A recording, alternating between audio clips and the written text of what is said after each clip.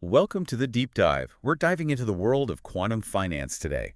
Buckle up, because this is where high finance meets cutting-edge physics. Yeah, get ready for a wild ride. To kick things off, let's do a super quick recap of what quantum computing is. Think of it as a totally different way computers can process information, one with the potential to solve problems that would take classical computers, like the ones we use every day, millions of years. It's pretty mind-blowing stuff. Right. And what's even cooler is that we're going to look at a book that claims quantum computers could revolutionize how we invest, manage risk, and basically do all things money. That's a bold claim. It is. So the book is called Quantum Machine Learning and Optimization in Finance. Written by Antoine Jacquier and Oleksiy Kondratyev. And get this, it was just published in December 2024. Hot off of presses. So we're working with the latest and greatest information here. Absolutely. And on top of that, these authors are not your average Joes. We're talking about a quantum computing researcher, and Kate, a Quant of the Year winner. That's right. Quant of the Year. You don't get much more legit than that in the finance world. So are you ready to see if this is all hype or the future of finance? Let's dive in. I'm curious, can you give us the 101 on quantum computers? Sure. So this book focuses on two main types of quantum computers, analog and digital. Okay, so those are the big two. Yeah. Now, analog uses something called quantum annealers. Annealers. Yeah. And then on the digital side, we've got things like quantum logic gates. Sounds like we're stepping into some sci-fi territory here. It does a little bit, right? But what I appreciate about this book is that it's super practical. It focuses on what these NISQ era computers, noisy intermediate scale quantum, can actually do for finance right now, today. Okay, so NISQ. We're talking about the quantum computers that are available right now. They aren't perfect, but they can still do some pretty cool things, right? Yeah, exactly. It's not all theoretical. There are real-world implications today. So what kind of real problems can these not quite perfect quantum computers tackle in finance? I mean, what are we talking about here? What can they actually do? Well, if you flip through the book's table of contents, some things jump right out, like combinatorial optimization. Combinatorial optimization. What is that? So imagine finding the absolute best way to allocate assets in a portfolio, considering all possible combinations. Like you're trying to figure out where to put your money to get the best return. Okay, yeah. That sounds like a nightmare to try and figure out manually. It would be impossible for a human. Yeah. And even for our regular computers, it's insanely difficult.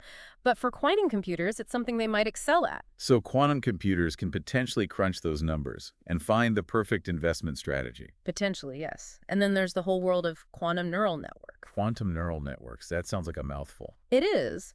But basically, these aren't just your run-of-the-mill AI. They can potentially spot patterns in financial markets that humans and our current algorithms completely miss. So it's like having a superpower for seeing the future of the market.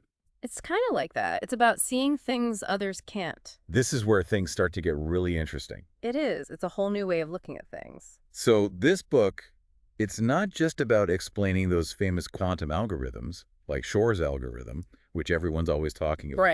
Right.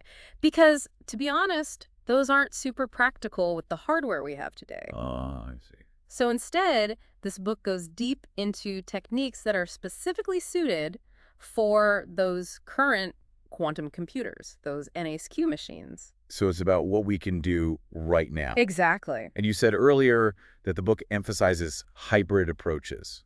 What did you mean by that? Oh, yeah, that's a key point.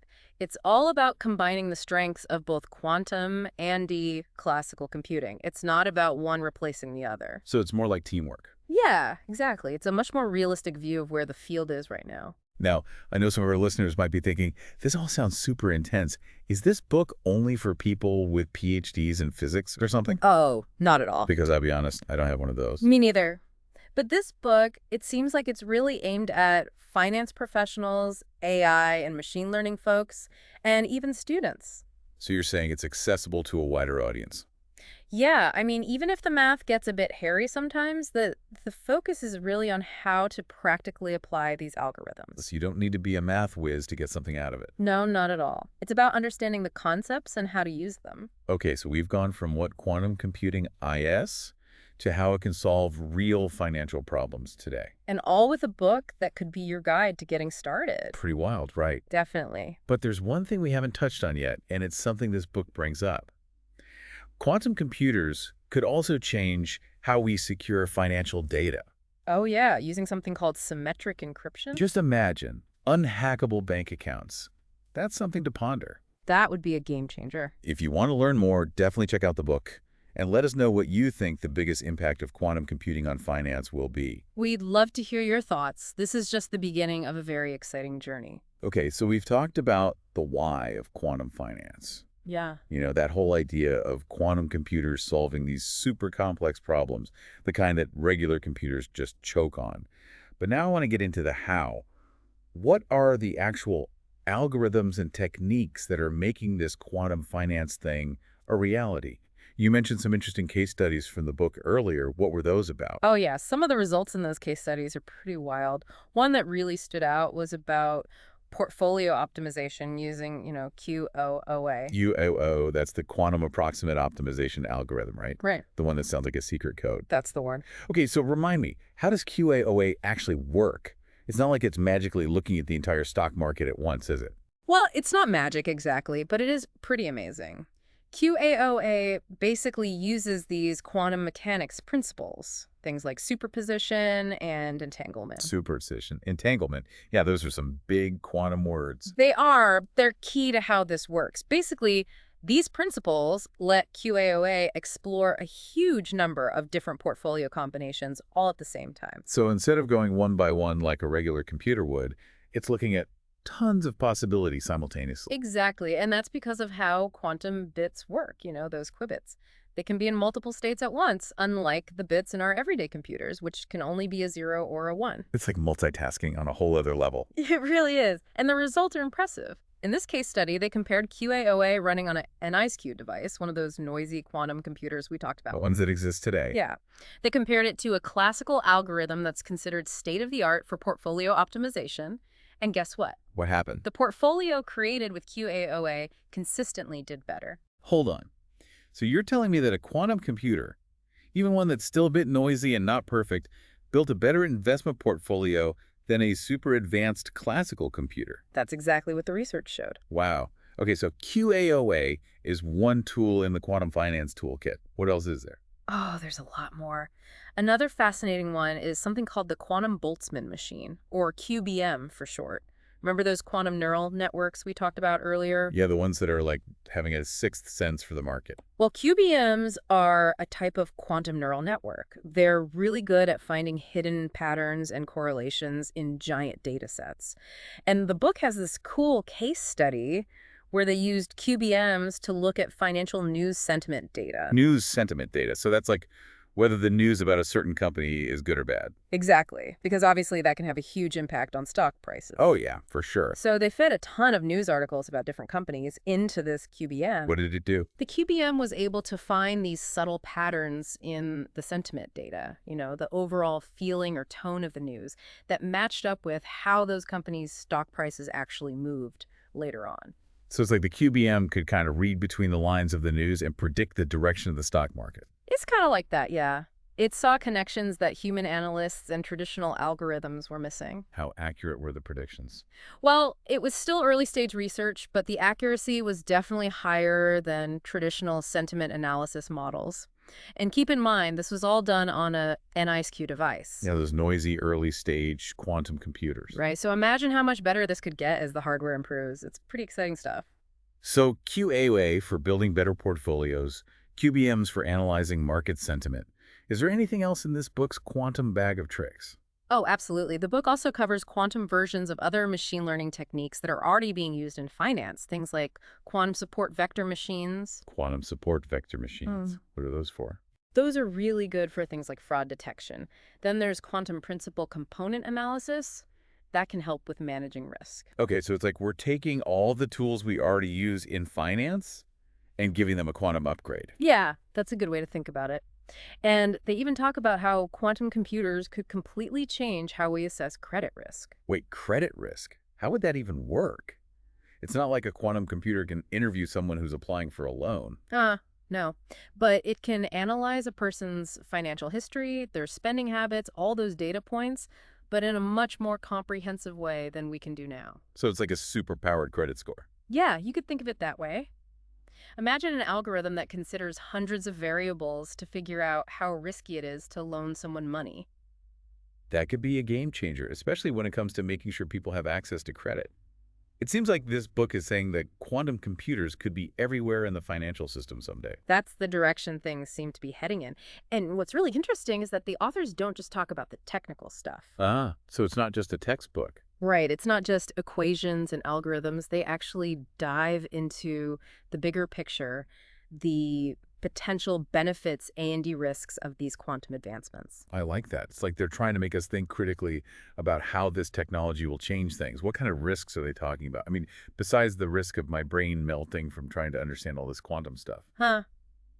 Well, one of the big ones is bias in quantum algorithms. Just like with any AI, quantum algorithms can pick up biases from the data they're trained on. So it's kind of like inheriting bad habits. In a way, yeah.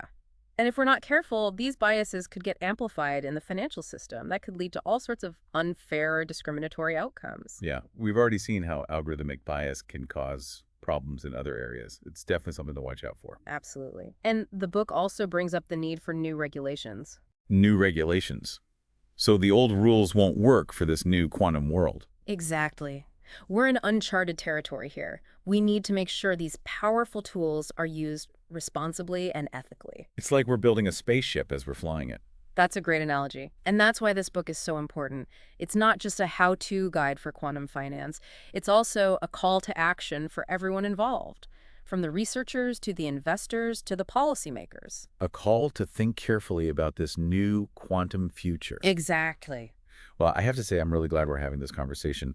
I feel like I've gone from knowing next to nothing about quantum computing to actually understanding how it could impact my life, not just my investments. Knowledge is power, especially when we're talking about something as potentially disruptive as quantum computing. Speaking of disruption, I can't help but wonder how all this will change the financial industry itself. Will banks and hedge funds need to become quantum computing hubs? That's a great question. Will I need to go back to school and get a PhD in physics to manage my money? Give me the big picture analysis here. You're asking all the right questions. And luckily, the authors tackle those big picture implications head on in the final part of the book. All right, so we've talked about all this amazing potential, like how quantum computers could optimize portfolios, analyze market sentiment, even assess credit risk. But what does this actually mean for the financial industry as a whole? Are we talking about a total transformation, or is this more of a gradual shift? Well, it's kind of both, actually. What's interesting is that quantum computing isn't necessarily going to replace everything we do in finance today. Okay, so it's not like all the financial professionals are going to be out of a job tomorrow. No, not at all. In fact, the authors highlight how it's more about enhancing what we already have, augmenting our current systems. So less of a rip and replace and more of a strategic upgrade. Exactly. It's kind of like we're not going to just ditch all our classical computers just because quantum computers are on the scene. Makes sense. Right. We'll use each type of computing for what it's best at.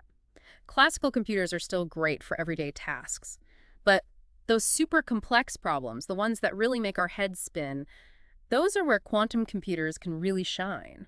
So how do the authors actually see this quantum-powered financial world playing out? I mean, will every bank need to have its own quantum computer? But that's an interesting question. Actually, they predict more of a collaborative model. Like, imagine these specialized quantum computing companies popping up. Okay, so companies that are focused on quantum computing. Right. And they would basically offer access to their hardware and their expertise to financial institutions. It's kind of similar to how cloud computing works today. So instead of every bank having its own massive quantum computer, they could just rent computing power from these specialized companies. Exactly. It's way more cost effective, and it lets more institutions actually experiment with this new technology. So it lowers the barrier to entry, makes it easier for everyone to get involved. Exactly. And it also encourages more innovation. These quantum computing companies would be constantly pushing the boundaries, developing new algorithms, finding new applications. It would benefit the whole industry. So everyone wins. But what about the human element in all of this? I mean, Yeah. are we all going to need to become quantum physicists to keep up? Not at all. Actually, one of the key takeaways from this book is that the real magic will come from collaboration. We'll need quantum experts, obviously, but we'll also need financial analysts, economists, data scientists, even ethicists. So it's like assembling a super team. The quantum dream team. I like that. It's about building bridges between all these different disciplines, and this book does a great job of laying out a framework for that kind of collaboration. That's reassuring. For a second there, I thought I needed to go sign up for a physics course. But speaking of challenges, we talked earlier about the potential for bias in quantum algorithms. Do the authors have any solutions for that? Yeah, they really stress the need for what they call quantum-aware regulation. Basically, it means that regulators need to get up to speed on how quantum technology works. So we can't just rely on the old rules. Right. The old rules were made for a different kind of technology. Quantum brings new possibilities, but also new risks, so we need a fresh perspective. Sounds like a lot of work ahead. But the potential benefits, like more efficient markets, better risk management, maybe even more financial inclusion, it's all pretty exciting. Absolutely. That's what makes this field so fascinating. We're at the very beginning of a technological revolution. Who knows what the future holds? Well, this has been an incredible deep dive into the world of quantum finance. We started with a simple question. What does quantum computing have to do with my money? And it turns out the answer is way more complex and fascinating than we could have imagined. For sure. This book, Quantum Machine Learning and Optimization in Finance, is a must-read for anyone who wants to understand how this technology is going to reshape the world of finance. I highly recommend checking it out. I second that. It's a brilliant look at a field that's just getting started, but is already showing so much promise. And hey, who knows? Maybe we'll be back here someday doing another deep dive into the latest quantum finance breakthrough. That would be fun. Until then, thanks for joining us on the deep dive.